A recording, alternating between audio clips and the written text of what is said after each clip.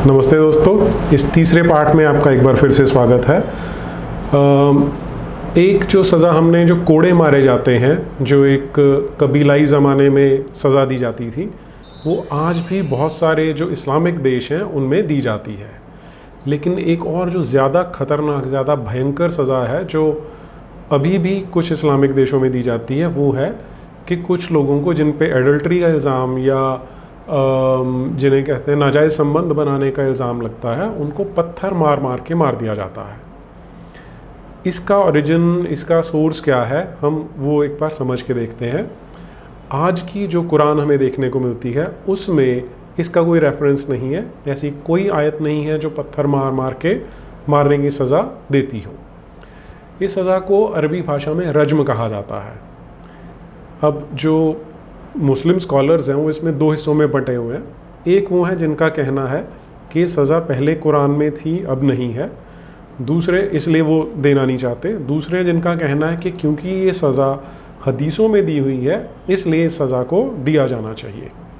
और हमारे देश में तो स्पेशली एक पूरे का पूरा सेक्ट है जिसे अहले हदीस कहा जाता है, कि वो लोग हैं जो हदीस के अकॉर्डिंग अपना जीवन जीना चाहते हैं।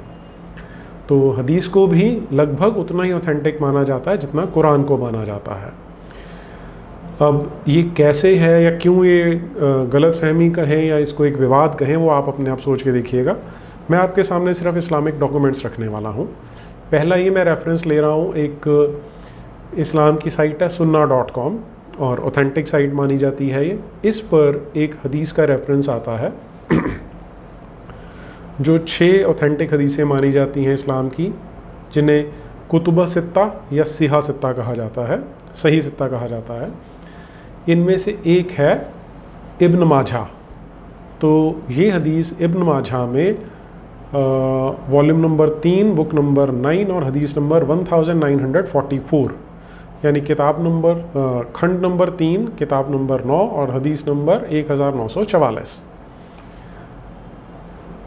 इसे हसन, अब हदीसों की भी कई कैटेगरीज़ हैं कि किसी को अच्छा माना जाए, किसको ऑथेंटिक माना जाए, तो इसे हसन की कैटेगरी में रखा जाता है, हसन की श्रेणी में रखा जाता है, यानी इसको माना जा सकता है और इसे माना जाना चाहिए क्योंकि हसन यानी इसको ऑथेंटिक माना जाता है।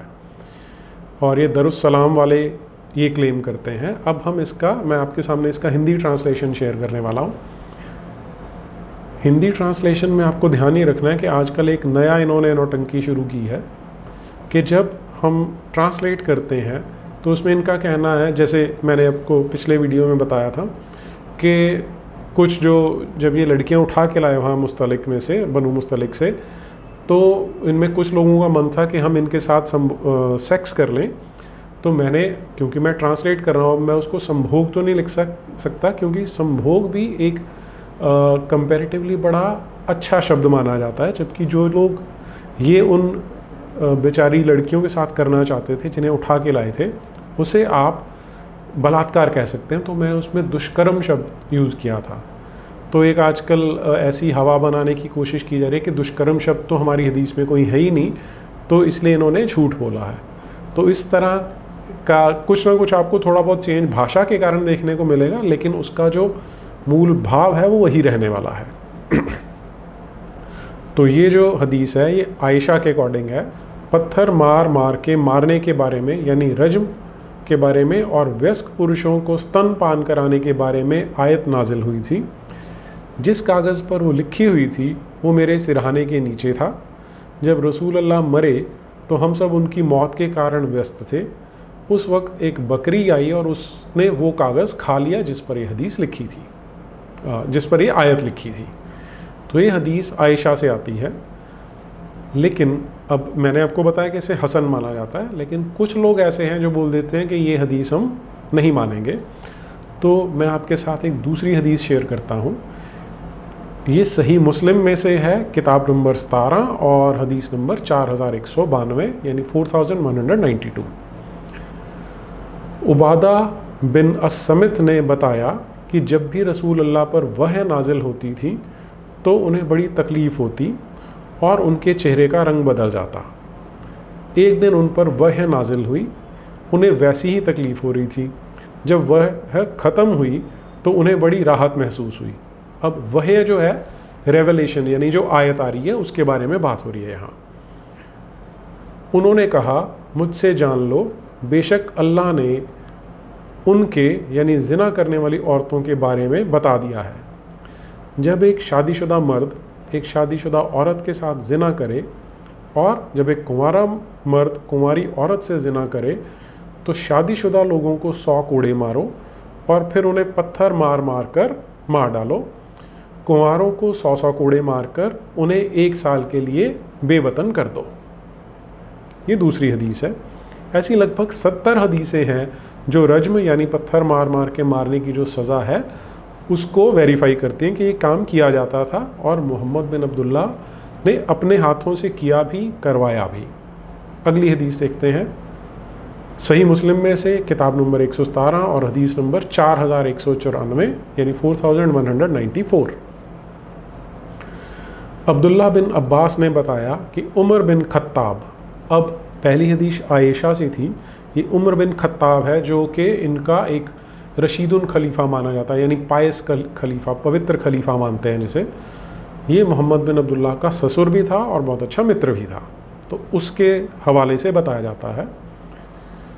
जब एक दिन रसूल अल्लाह के मिंबर पर बैठे थे तो उन्होंने बताया, बेशक अल्लाह ने मोहम्मद को सच नाजिल करके भेजा था। अल्लाह ने उन पर किताब नाजिल की और उस किताब में पत्थरों से मारने वाली सज़ा का हुक्म भी था। हम उसे बोलते भी थे, हमने उसे याद कर लिया था और उसे बखूबी समझते भी थे। जिना करने वाले शादीशुदा मर्दों और औरतों को रसूल अल्लाह पत्थर मार मार कर मार डालने का हुक्म देते थे। उनके मरने के बाद हम भी ऐसा करते रहे, यानी रसूल अल्लाह के मरने के बाद जो अगले खलीफा थे वो भी ऐसा करते रहे। मुझे डर है कि कहीं ऐसा ना हो कि वक्त के साथ लोग ये सब भूल ही जाएं और कहने लगें अल्लाह की किताब में तो इस सज़ा का कोई जिक्र नहीं है। अगर ऐसा हुआ तो लोग अल्लाह के रास्ते से भटक जाएंगे। रज्म को अल्लाह की किताब में एक फ़र्ज़ बयान किया गया है। जो भी शादीशुदा मर्द और औरत ज़िना करते हैं उनका जुर्म सबूतों से या औलाद से या के जन्म से या कबूलनामे से साबित हो जाए, उन्हें पत्थर मार मार कर मार डालना चाहिए। तो ये 3 हदीसें हैं, ऑथेंटिक माना जाता है और बड़े ऑथेंटिक सोर्सेज हैं इनके जो बताते हैं कि ऐसा किया जाता था। अब वाकई किए जाने वाली हदीसें देख लेते हैं। सही बुखारी खंड 9 किताब नंबर 89 और हदीस नंबर 303 यानी वॉल्यूम 9 बुक नंबर 89 एंड हदीस नंबर 303। अबू हुरैरा और ज़ैद बिन खालिद अल जहानी ने बताया, एक बद्दू आया। बद्दू यानी जो बद्दू कबीले थे वहाँ पर उनको बद्दू या बिदून कहा जाता है। एक बद्दू आया और उसने कहा, ए अल्लाह के रसूल, हमारा फ़ैसला अल्लाह के कानून के मुताबिक करो। उसका विरोधी उठा और उसने कहा, ये सही कह रहा है, हमारा फ़ैसला अल्लाह के कानून के हिसाब से करें। तो बद्दू ने बताया, मेरा बेटा इस आदमी के यहाँ मजदूरी करता था, मेरे बेटे ने इसकी बीवी के साथ नाजायज़ रिश्ता बनाया। लोगों ने कहा कि मेरे बेटे को पत्थर मार मार कर मार दिया जाने की सज़ा मिलनी चाहिए। इसके बदले में मैंने इसे 100 भेड़ें और एक लौंडी दे दी है।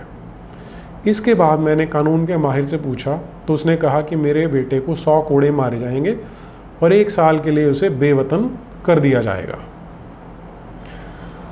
इस पर पैगंबर क्या बोलते हैं? पैगंबर ने कहा, बेशक मैं अल्लाह के कानून के मुताबिक ही तुम्हारा फ़ैसला करूँगा। भेड़ें और लौंडी तुम्हें वापस कर दी जाएंगी, तुम्हारे बेटे को 100 कोड़े पड़ेंगे और 1 साल के लिए उसे बेवतन किया जाएगा। इसके बाद उन्होंने कहा, ए उनैस, इस आदमी की बीवी का पता लगाओ और उसे पत्थर मार मार कर मार दो।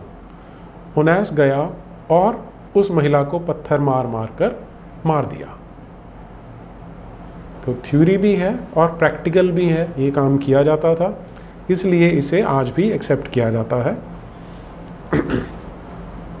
एक और हदीस है इसी में, सही बुखारी खंड नंबर 8 किताब नंबर 82 और हदीस नंबर 809।